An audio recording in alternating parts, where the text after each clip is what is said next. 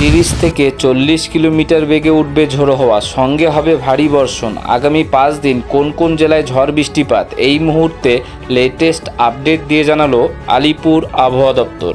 আগামী 4 দিন দক্ষিণবঙ্গে ভারী বৃষ্টিপাতের পূর্বাভাস, এমনটাই জানিয়েছে আবহাওয়া দপ্তর। উত্তরবঙ্গের কয়েকটি জেলাতেও ভারী বর্ষণের সম্ভাবনার কথা জানিয়েছে আবহাওয়া দপ্তর। সঙ্গে ঘন্টায় 30 থেকে 50 কিলোমিটার দমকা গতিতে ধেয়ে আসবে ঝোড়ো হাওয়া।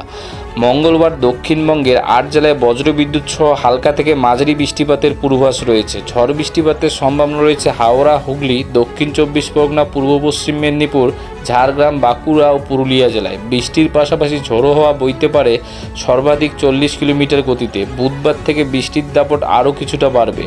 ঝড়ের পাশাপাশি শুরু হবে এবার ভারী বর্ষণ। ওই দিন হাওড়া, হুগলি, দক্ষিণ 24 পরগনা 2, মেদিনীপুর, ঝাড়গ্রাম, পুরুলিয়া, বাঁকুড়া এবং পশ্চিম বর্ধমানে ভারী থেকে অতি ভারী বৃষ্টি 7 থেকে 11 সেন্টিমিটার পর্যন্ত হতে পারে।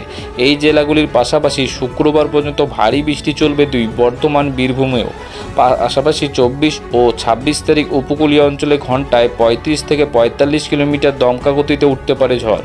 ওই দিন সমুদ্র উত্তাল থাকবে বলে জানিয়েছে আলিপুর আবহাওয়া দপ্তর। সে সময় মৎস্যজীবীদের সমুদ্রে যাওয়ার ক্ষেত্রে সতর্কবার্তা জারি হয়েছে। অন্যদিকে উত্তরবঙ্গে সপ্তাহভর ভারী বৃষ্টিপাতের পূর্বাভাস। আজ থেকে দার্জিলিং, জলপাইগুড়ি, কালিম্পং, উত্তর দিনাজপুরে ভারী বর্ষণের পূর্বাভাস।